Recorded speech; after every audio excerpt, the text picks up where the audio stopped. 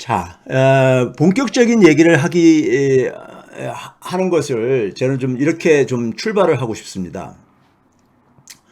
우리가 지금 올해 한 해를 한번 쫙 되돌아보세요. 되돌아보시게 되면 어떤 게 기억에 남습니까요? 저 같은 경우는, 올해를, 지금, 올해를 기준해서 5년 전이면 2016년이죠. 2016년 이맘때 어떤 일이 있었죠? 박근혜 탄핵이 그러니까는 한참 그러니까 우리 사회를 뜨겁게 달굴 때였었습니다. 그렇죠? 그 당시 대한민국하고 지금 그때부터 5년 후인 올해 대한민국의 모습은 어떻게 바뀐 것 같습니까? 여러분들이 볼 때는요. 저는 5년이라는 시간이 굉장히 오랜 시간이 흐른 이런 느낌이 들어요. 그러니까 지난 5년 동안에 많은 일이 있었다는 거죠. 어떻게 보면은요. 많은 일이 있었기 때문에 그런 느낌이 있겠죠. 근데 올해 보게 되면은요. 제가 이제 기억나는 것만 보더라도 5월 달에요. 5월 달에 한미 정상회담이 있었습니다. 한미 정상회담이요. 제가 그 당시에 문명사적 사건이라고 제가 그것을 성격 규정을 했었어요. 저는 사실 역사를 공부한 사람이지만 특히 문명사에 관심을 많이 갖고 있는 사람이다 보니까는 이 문명 변화에 대해서 굉장히 주목을 많이 합니다. 지난번에도 제가 디지털 문명을 제가 얘기를 했듯이요. 그리고 나서 5월 달에 한미 정상회담이 있고 나서 그리고 나서 6월 달에 우리가 G7 정상회담에 초청을 받아서 영국 런던에 그러니까는 문재인 대통령이 갔다가 G7 정상회담이 끝나고 나서도 오스트리아라든가 스페인에 국빈 방문을 하셨었죠. 그리고 나서 어떤 일이 있었습니까요? 유엔에서 유엔 역사상 처음으로 개발도상국가였던 나라가 선진국으로 지위가 변경된 유일한 나라로서 대한민국이 당시에 화제가 됐었죠. 그래서 대한민국은 명실상부하게 국제사회 속에서 선진국의 지위를 완전히 확보하게 되었죠. 그런데 그게 5년 전으로 되돌아보게 되면요. 그런 일들을 과연 상상을 할 수 있었겠는가? 한미 정상회담 보게 되면은요. 그 당시에 한미 정상회담에서 우리가 확인한 건 뭐냐면요. 미국이 우리에게 손을 내민다는 것을 확인을 했었어요. 그러니까 우리에게 손을 내민다는 얘기는 우리의 좀 도움이 필요하다는 미국 입장에서 볼 때 그걸 상징적으로 나타냈던 것이 바로 뭐였냐면은 한미 정상회담 그 성명문에 나온 게 중에 하나가 글로벌 백신 파트너십이라는 용어가 처음 튀어나왔었습니다. 제가 그 파트너십에 굉장히 중요한 의미를 부여했었죠. 파트너라는 것은 원래가 라틴어의 어원이 상대가 없으면 나도 존재할 수 없는, 내 생명도 유지가 될 수 없는 것을 의미를 합니다. 파트너라는 것은요. 우리가 되게 부부 사이를 되게 파트너라는 표현을 많이 쓰고 그럽니다. 부부가 그러니까 우리가 무촌관계라 촌수가 없는 관계라고 얘기를 하잖아요. 자식하고 부모하고는 일촌관계지만은 부부간에는 촌수가 없는 관계라고 얘기하잖아요. 한 몸이란 얘기죠. 한 몸이란 얘기인 겁니다. 그렇죠? 근데 미국이 우리하고 관계는 전통적으로 수직적인 관계였었죠. 미국이 욕을 하고 우리는 그것을 따르는 관계였었는데 미국이 우리에게 그러니까 손을 내미는, 그래서 그 당시에도 보게 되면 미국이 우리한테 손을 내민 것 중에 보게 되면은 백신 생산과 관련해서 협력을 하는 파트너스뿐만이 아니라 반도체라든가 그다음에 2차 전지에 대해서 도움을 그러니까는 요청하는 손을 내밀었었잖아요. 그렇죠? 이제 그런 게 한미 정상회담에서 우리가 어렴풋이 기억나는 것일 거고요. 우리도 이제 미국한테 이제 그러니까 여러 가지 이제 그러니까 우리가 반대급을 많이 얻어냈었지요. 그렇죠? 그리고 G7에서도 보게 되면은 일본만 빼놓고 나머지 나라 정상들이 그러니까 문재인 대통령하고 회담을 갖기를 원하는 모습들을 우리는 지켜봤었잖아요. 그렇죠? 그런 상황 속에서 그리고 스페인에서는 그러니까 우리가 소위 말해서 그 이 독도가 한국 땅이라는 지도까지 우리가 이 스페인에서 그러니까는 그 고문서 지도를 그러니까는 도서관에 있는 고문서 지도를 이 보여주는 그런 이제 그러니까 우리가 쾌거도 이뤄냈었고요. 그런 게 기억나잖아요. 그래서 어쨌든 간에 대외적으로 굉장히 국제적인 위상에 있어서 선진국의 모습이 그러니까는 우리가 올해 그러니까는 기억나는 그러니까 대표적인 저는 사건이라고 생각을 해요. 사건이라고. 그래서 우리가 사실 근데 그 이전에 지난해부터 사실 우리가 그러한 움직임은 있었죠. 소위 말해서 지난해 우리가 이제 K방역이 국제사회의 화두가 됐었잖아요. K방역이요. 그래서 대한민국에 대한 그러니까 관심이 굉장히 증가했었잖아요. 그렇죠? 그 연장선에서 경제적인 그러니까 충격도 그러니까 코로나로 인한 경제적인 충격도 최소화시킬 수 있었었고 지금도 현재까지 경제 회복 속도도 가장 빠른 나라, 주요 국가 중에서 가장 빠르게 진행되는 대표적인 나라. 그래서 지난해 올해를 거치면서 대한민국은 국제사회 속에서 명실상부하게 선진국으로 인정을 받았을 뿐만 아니라 많은 주요 국가들이 손을 내미는 자신들하고 손을 잡자는 이런 제안을 받는 나라가 되었어요. 그런데 5년 전으로 한번 돌아가 보세요. 그때 생각을 해보면요. 그때는 그런 것은 사실 언감생심 이런 상황이었잖아요. 그렇죠? 그래 지난해 그러니까 사실 또 하나는 뭐냐면 지난해 2월 달에 기생충이 그러니까 우리가 아카데미상을 그러니까 우리가 4개 부문에서 그러니까 우리가 수상을 하는 쾌거를 이루고 그 이후에 그러니까 여러 가지 그러니까 우리가 문화적인 그러니까 우리가 문화적인 이 소위 대한민국의 문화 강국으로서의 위상을 보여주는 일들이 계속 터져 나왔었잖아요. 그렇죠? 올해 그러니까 뭐 오징어 게임이라든가 지옥이라든가 이런 거 그다음에 뭐 중간에 뭐 BTS의 그러니까 우리가 뭐 이 빌보드 차트에서 그러니까 우리가 이런 쾌거라든가 이런 것들이 그랬었잖아요. 그럼 지난 1, 2년 사이에 이런 일들이 어떻게 5년 전에 생각하면은 이런 걸 우리가 상상을 사실 할 수가 없었잖아요. 그렇죠? 그럼 이런 일들이 어떻게 일어났는가를 되돌아보면은 어느 분이 소프트 파워 강국 맞습니다. 우리나라는 소프트 파워 강국이 이제 그러니까는 이제 국제사회 속에서 자리매김하고 있어요. 그런데 이 일이 있기 전에 제가 오늘 명제 1 해가지고 위기에서 나라를 구하는 자는 항상 국민이다. 이렇게 다른 이유가 있습니다. 다른 이유가 있어요. 그러니까 우리가 지난해 올해 그러니까 대한민국이 이렇게 변하게 된 하나의 배경을 제가 좀 여러분들하고 같이 공유를 하고 싶은 거예요. 오늘은 한 해를 정리하면서 그리고 뒤에 가서 이재명 후보가 왜 공정성과 산업구조 재편을 얘기를 했는가를 좀 말씀드리려고 하는 겁니다. 자, 우리나라가 사실은 2019년에 상당한 어떤 위기 상황이었었어요. 위기 상황이었었습니다. 우리나라가 일단 경제 성장률, 가장 우리가 단순한 지표가 경제 성장률이라는 지표가 있잖아요. 경제 성장률을 보게 되면은요, 박근혜 정부 한 4년 동안에 한 3% 안팎에서 그러니까 이렇게 진행되다가 그러다가 뭐 이제 그 말년에 3% 밑으로 떨어지면서 이제 그러니까는 경제 파국으로 와가지고 정권 이제 그러니까 뭐 결국 탄핵까지 당하고 이렇게 됐는데 문재인 정부 들어서 가지고 2017년도에 3%대를 회복했다가 바로 2018년도부터 좀 떨어지기 시작해가지고 팬데믹이 있기 직전인 2019년도에는요 2% 초반, 2%대 초반까지 떨어집니다. 2.2%까지요.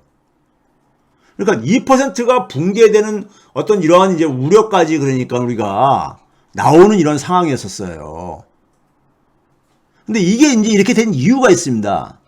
우리나라의 산업 체계가 굉장히 모노컬러입니다. 특정 산업에 대한 의존도가 굉장히 높아요. 높습니다. 예? 자, 그러다 보니까, 그랬는데, 그걸 보여주는 지표가 하나가 뭐냐면요. 우리나라는 무역, 수출이 굉장히 중요한 나라잖아요. 수출이 중요한 나라잖아요. 우리가 여기 보시게 되면 2011년도부터 2019년까지 우리나라 수출액입니다. 수출액인데 2018년도에 그러니까 6,049억 달러, 6,050억 달러까지 정점을 찍었지만은 2019년도에 봐보세요. 2019년도에 보면 5,422억 달러로, 이게 단위가 1,000달러거든요. 단위가 1,000달러이기 때문에 5,422억 달러입니다. 5422-32610 돼 있는 이 빨간 박스로 돼 있는 것이요. 5,420억 달러로 쭉 떨어지는데 이 5,420억 달러가요. 쭉 옆으로 가가지고 비교하게 되면은 2011년도에 5,552억 달러로요. 5,552억 달러로 2011년도보다 30억 달러나 낮은 수준이었었어요. 그러니까 2011년 이전 수준으로 돌아간 거잖아요. 2011년 이전 수준으로요. 수출이 그러니까 10년 전으로 그러니까 돌아갔다는 얘기는 굉장히 이거는 충격이죠. 충격이잖아요. 그렇죠? 그런데 이거는 우리나라 산업구조의 문제가 사실 여기에 그대로 드러나고 있습니다. 산업구조의 문제가요. 자, 2018년도에 6,050억 달러까지 올라갈 때는 무슨 힘이었었느냐? 그러니까 2018년도의 수출액이 2011년에 비해서 약 한 500억 달러가 증가한 거였었어요. 500억 달러가. 그런데 이 같은 기간에 반도체가 766억 달러나 증가했어요. 반도체가. 지금 뭐냐면은 2017년, 18년에 수출이 좀 좋아졌던 것은 반도체 특수 때문에 좋았던 겁니다. 반도체에 대한 의존도가 우리나라는 전체 수출액의 한 5분의 1을 정도 차지하거든요. 그러니까 반도체 경기가 꺾이면서 2019년도에 우리나라 수출액도 곤두박질 친 겁니다. 10년 전 수준으로 돌아간 거예요. 그러면서 뭐냐면 성장률도 급격하게 떨어진 거예요. 경제적으로 위기죠. 경제적으로 위기가 엄습해 오는 거잖아요. 그렇죠? 그래서 제가 이제 우리나라는 이제 그러니까는 이 반도체 중심으로 특정 그러니까 산업에 대한 의존도가 굉장히 높고 2019년도 더군다나 세계 경기가 후퇴를 하면서 반도체에 대한 수요도 이제 식으면서 이게 직격탄을 맞았던 겁니다. 우리나라가요. 그래서 2019년도에 굉장히 위기 상황이었었습니다. 경제가요. 팬데믹 이전에요. 팬데믹 직전에요. 그런데 이 위기 상황 속에서 어떤 일이 있었습니까요? 아베가 2019년도 7월 1일 날에 수출 규제를 하잖아요. 경제 침략을 해오잖아요. 그렇죠? 자, 일본이 사실은 뭐냐면요. 지난주에 제가 한번 말씀을 드렸죠. 2018년 하반기부터 경제 규모가 수축되기 시작했다. 그랬잖아요. 그러니까 아베한테는 그러니까 굉장히 GDP가 꺾인다는 것은 굉장히 심각한 문제입니다. 돈을 풀어가지고 지난주에 그런 얘기도 했잖아요. 건설 경기 분식 계획까지 해가지고 그다음에 돈을 찍어내가지고 그러니까는 GDP를 끌어올렸던 건데 그게 더 이상 그러니까 작동이 안 되는 상황에 직면하게 된 거예요. 그러다 보니까 그런 상황인데 2018년 말에 우리나라 10월 말이었었죠. 대법원에서 그러니까 강제징용에 대해서 배상하라고 판결 나오다 보니까는 아베는 뭐냐면 자신의 정치적인 위기를 그러니까는 돌파하기 위해서 한국에다가 화살을 던지지요. 한국에다가 이제 화살을 돌리지요. 화살을 돌리지요. 그렇죠? 그러니까 2019년도에 우리가 경기가 안 좋아지는 상황, 앞에서 봤듯이 수출이 이렇게 급감을 하는 상황, 그래서 그 결과로 성장률이 이렇게 급락하는 상황이었었는데 이런 상황 속에서 일본이 그러니까 경제적인 침략까지 한 거예요. 경제적인 침략까지 한 겁니다. 그러니까는 굉장히 우리한테는 그러니까는 상당히 어떻겠습니까요? 위기감이 굉장히 팽배될 수밖에 없잖아요. 근데 제가 당시에 일본한테 우리가 이길 수 있다 한 이유는 일본 경제가 엄청나게 망가졌기 때문에 제가 이제 그렇게 얘기를 한 건데, 근데 하여간 그런 상황이니까 어쨌든 위기잖아요. 위기요. 그 위기인데 그러고 나서 2020년이 뭡니까요? 팬데믹 코로나 바이러스가 확산되기 시작하잖아요. 팬데믹이요. 그렇죠? 그러니까 팬데믹 위기가 또 내습을 한 거예요. 코로나 팬데믹까지 이제 그러니까 충격이 온 거잖아요. 그렇죠? 2019년에 세계 경기가 후퇴하면서 우리나라 수출과 경제 성장률이 급락하는 상황 속에서 일본이 경제 침략까지 해왔고, 거기다가 또 일본 경제 침략 6개월 이후에는 코로나 팬데믹까지 이제니까 충격이 왔으니까 상당히 위기 상황이잖아요. 어떻게 보면요. 그런데 위기 상황에 대해서 위기가 있을 때마다 제가 그랬잖아요. 대한민국 역사를 보게 되면요. 위기 상황이 있을 때마다 대부분 위기는 국민들의 힘으로, 그러니까는 백성들의 힘으로 그것을 다가 극복을 했어요. 그런데 이번에도 마찬가지죠. 우리가 코로나 팬데믹을 어떻게 이겨냈습니까요? 국민들이 그러니까 자발적으로 참여해주고 협조해주는 덕분에 이겨낸 거잖아요. 그래서 그것이 놀라운 경제 성과로 이어진 거잖아요. K-방역을 만들어내고 놀라운 경제 성과로 이어진 거잖아요. 세계가 주목할 정도로요. 그것의 주역이 누구예요? 대한민국 국민들이잖아요. 대한민국 국민이요. 그러니까 우리가 팬데믹이 있기 전 6개월 전에는 그러니까 일본의 아베 경제 침략에 대항해서 국민들이 똘똘똘 뭉쳐가지고 노아베로 한 6개월을 싸맸잖아요. 싸마다가 팬데믹이 딱 터졌던 겁니다. 그렇죠? 그러면 그거를 그러니까 우리가 그 국민들이 그렇게 힘을 발휘할 수 있었던 것이 뭐냐 봤을 때 저는 대한민국의 민주주의, K민주주의라고 봐요. K민주주의. 그러니까 우리가 2016년에 촛불혁명이 있었잖아요. 촛불혁명 이전에 더 거슬러 올라가게 되면 1980년 광주 민주화 운동부터 시작해서 숱한 많은 사람들의 희생으로 그러니까 우리가 한국의 민주주의를 그러니까 우리가 이렇게 성장시켜 왔는데, 그게 촛불혁명으로 우리가 거의 절정을 우리가 경험을 했었던 민주주의에 대한 경험들이 있잖아요. 대한민국 민주주의가 갖고 있는 역동성이요. 그런데 거기서 뭐냐면 그 역량을 가지고 우리가 아베 경제 침략을 막아낸 거 아닙니까? 국민들이요. 그리고 그 연장선에서 코로나 팬데믹도 그러니까 우리가 이겨낸 거 아닙니까요? K-방역이라는 신화를 만들면서요. 경제 충격을 가장 최소화시키면서요. 그렇죠? 저는 그래서 이게 이 위기를 그러니까 우리는 어떻게 했습니까요? 2019년에 위기가 막 찾아왔는데 2020년에 또 다른 위기가 왔는데 재난이라는 위기가 왔는데 그 위기를 기회로 만든 거 아닙니까? 우리는요. 기회로. 그렇죠? 그걸 기회로 만들 수 있었던 힘이 뭐냐? 저는 K민주주의라고 보는 거죠.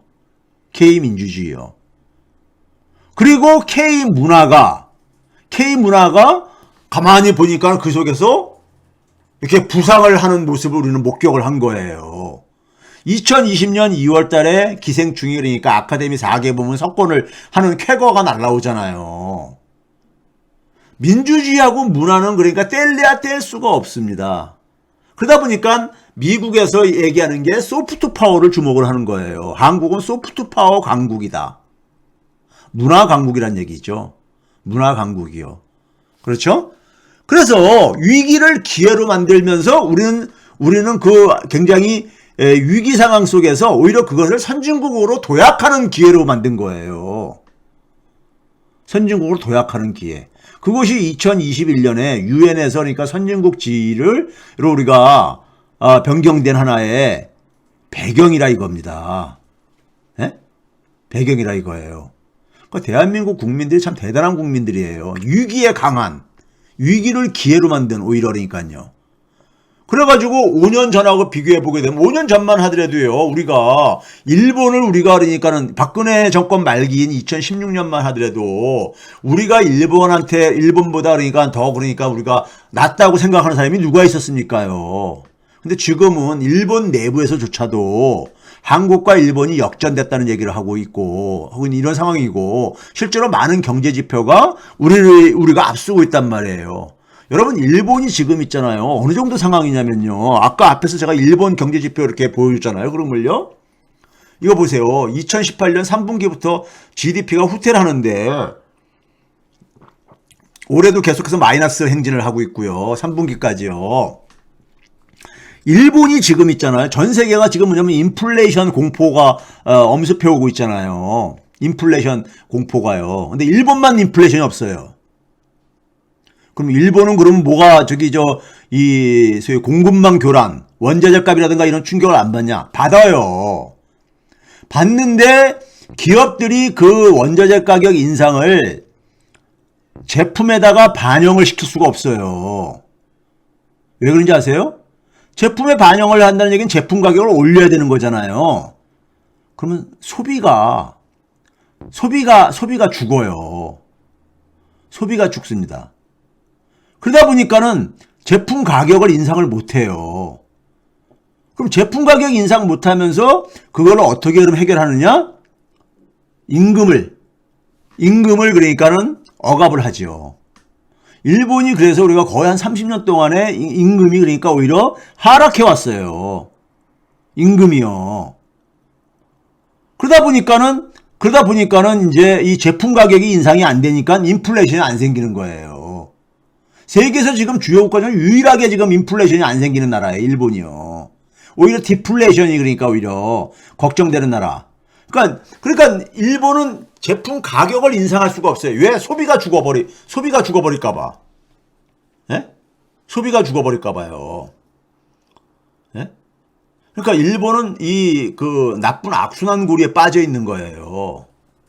예? 일본 경제가 이렇게 지금, 그러다 보니까는 기시다가 돈 찍어가지고 현금을 나눠주겠다고 하잖아요. 예? 예, 현금을 나눠주겠다고. 근데 그 돈을 저는 현금을 나눠줘봤자 일본 국민들이 그걸 안 쓸 거다. 왜? 미래가 불안하니까. 예? 이제 그래서 별로 효과를 못 볼 거다. 제가 이렇게 전망을 하고 그러잖아요. 자, 하여간 우리는 2019년 경제가 그러니까는 둔화되는 상황 속에서 2% 성장률이 붕괴될 위기의 상황 속에서 그 상황 속에서 아베로부터 경제 침략을 받고 그리고 연이어서 6개월 이후에는 팬데믹 충격까지 받는 위기 상황이었다고요. 이건 대단한 위기 상황이었던 거예요. 그런데 이 상황에서 우리가 국민들이 순간에 극복을 한 거 아닙니까요? 극복했을 뿐만 아니라 오히려 그 위기를 선진국으로 도약하는 전환점으로 만든 거예요. 그러니까 대단한 국민이지요. 그 저력이 어디서 나온 거냐? 민주주의, K민주주의라는 얘기입니다. 제가 K민주주의라고 하는 얘기는 한국의 민주주의하고 미국의 이런 데의 민주주의가 다르기 때문입니다. 그러면서 우리가 그 속에서 그 위기를 극복하는 과정 속에서 1등 공신한 게 뭐냐? K문화였다 이겁니다. 자, 성장률이 그러다 보니까는 2020년 지난해 마이너스 0.9%로 가장 적게 타격을 받았잖아요. OECD 국가 중에서요. 그리고 올해 그러니까는 급 반등을 하지요. 반등을 하잖아요. 4%대로요. 지금 예상하는 게 그러니까요. 4에서 4.3%를 이렇게들 예상들 하고 있으니까요. OECD나 그러니까 우리가 IMF라든가 한국은행 등에서조차도요. 그러니까요. 그렇죠?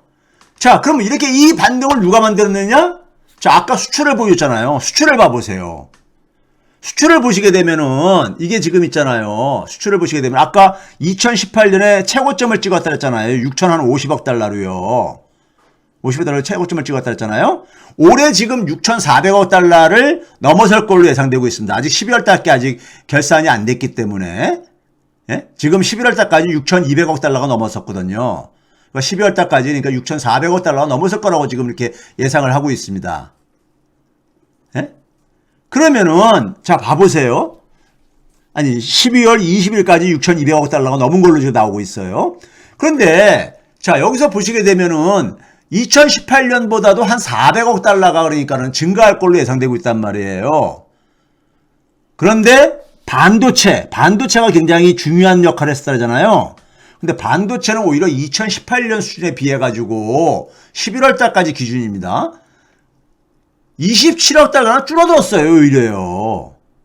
그런데 수출은 한 400억 달러가 더 증가했다 이거예요. 2018년보다요.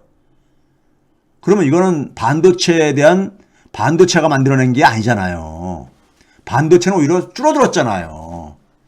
총 수출액은 400억 달러 정도 증가했는데 반도체 수출액은 오히려 2018년보다 줄어들었어요. 그럼 무슨 얘기입니까요? 다른 부분들이 끌어올렸다는 거 아닙니까요? 다른 부분들이. 제가 이걸 과거에 얘기했죠. 이 수출 증가에서 가장 크게 기여를 한 부분이 중소기업들이 수출하는 중소기업 제품들이 기여를 했다는 얘기를 했었어요. 그 당시에요. 그렇죠? 중소기업 제품이 그 한 것은 여기서 나타납니다. 우리가 문재인 정부 들어서서 신남방, 신국방 정책을 펼쳤지요. 신남방 하게 되면 아세안 10개국하고 동남아시아 10개국가하고 인도까지 더해가지고 11개 국가를 신남방 정책 대상 국가들로 우리가 그걸 하고 있죠. 신국방이래. 신북방입니다. 이게 오자입니다. 신북방은 어딥니까요? 신북방은 러시아부터 해가지고 러시아부터 어딥니까? 이란이라든가 아프가니스탄 위에 있는, 그러면서 저기 카스피해의 연안에 있는, 그러니까 우리가 과거에 소련 연방에 있었던 이런 국가들이 있잖아요. 예? 우즈베키스탄이라든가, 예? 이 카자흐스탄이라든가 이런 등등 해가지고요. 이들 나라 13개 국가에다가 플러스 뭐냐면 중국의 동북 삼성까지 해가지고 하는데, 중국의 동북 삼성은 중국 수출에 잡히니까 빼고 13개 국가를 가지고 신북방 국가들의 수출액을 딱 정리한 거예요. 신남방 국가들하고요. 그런데 이거 봐보세요. 2016년이 박근혜 정부 때 말기예요.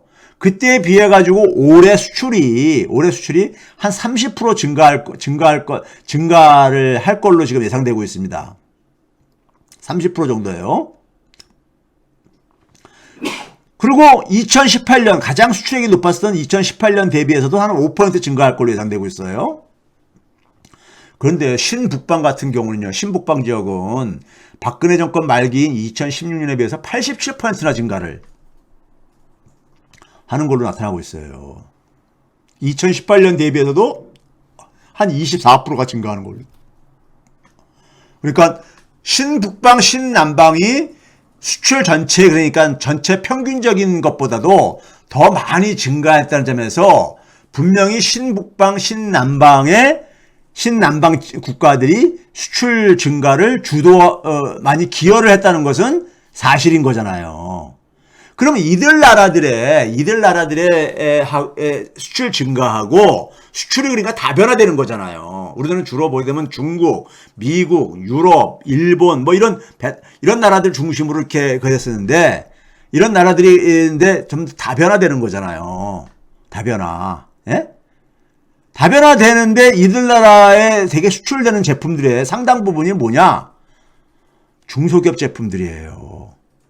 그럼 중소기업 제품이 갑자기 그러면 우리가 무슨 뭐 경쟁력이 낮았냐고요. 낮을 거 없잖아요. 그럼 뭐가 거기에 매개가 있냐? 문화가.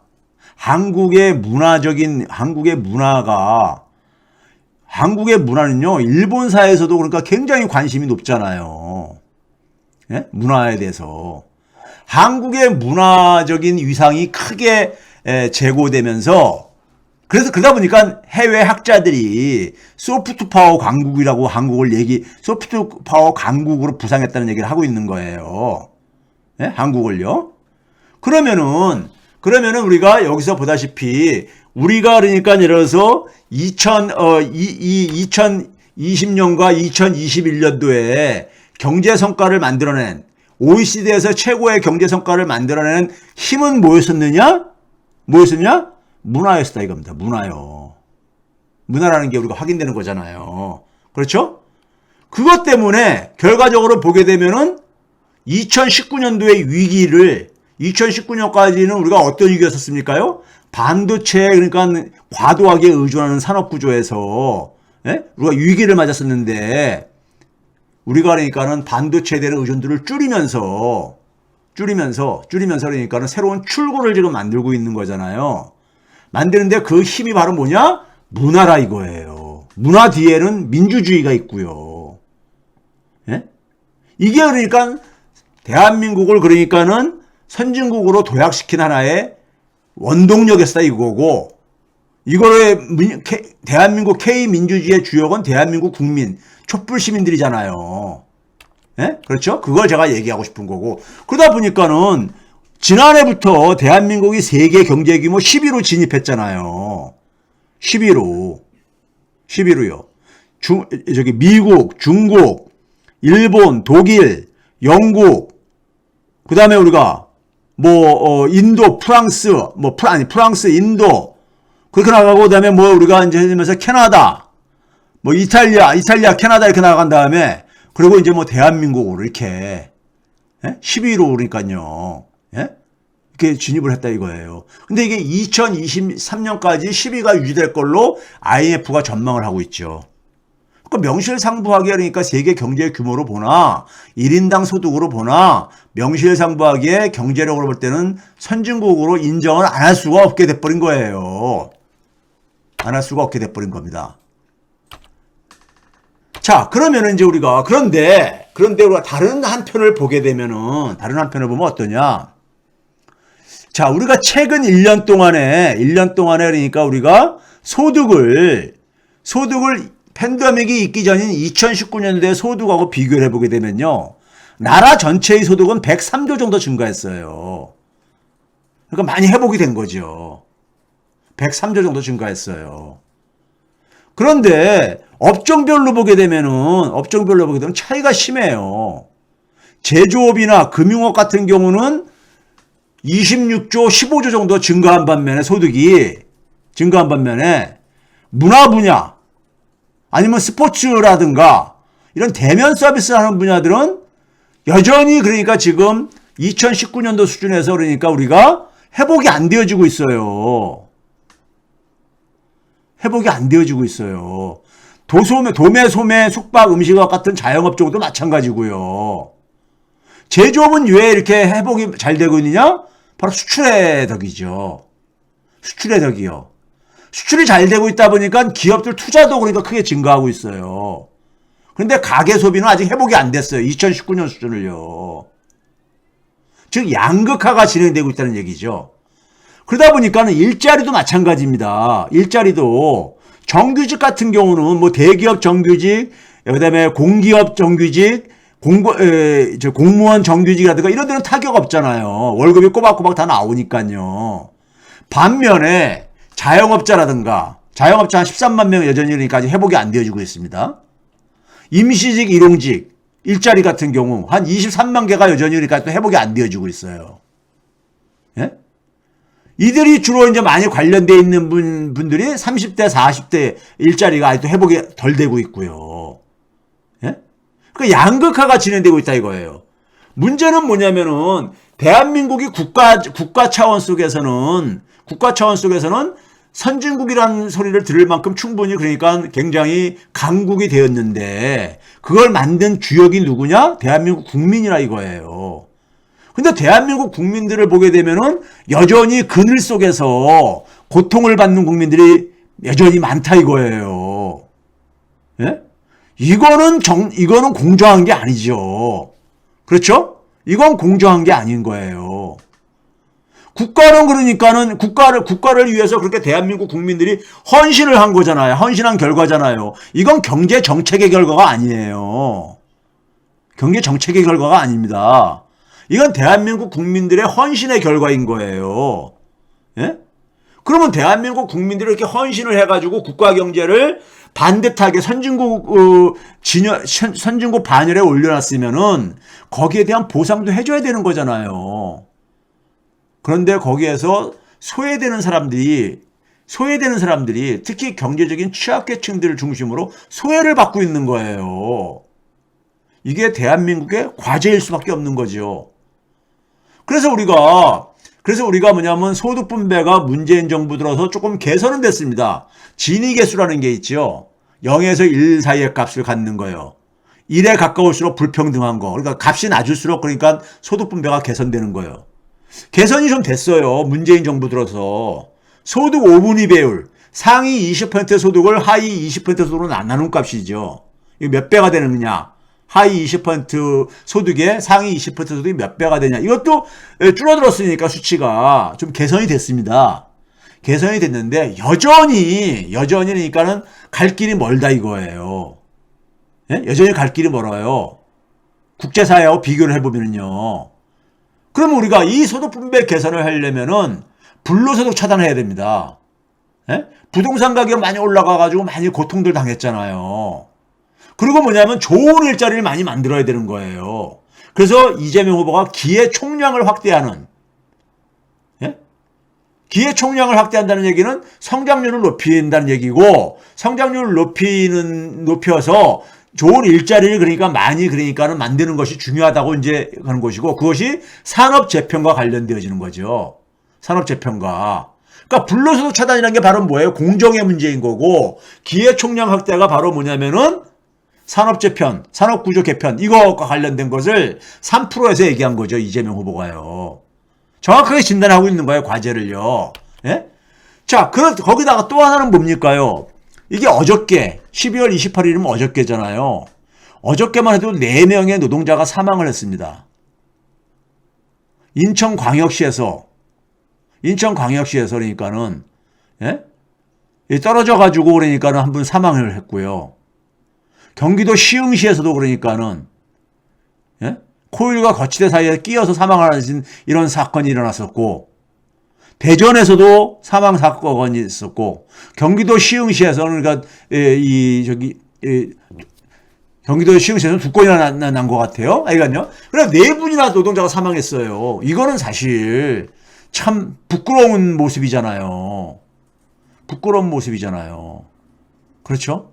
이건 야만의 사회죠. 누가 죽으려고 노동을 하는 사람이 어디 있습니까?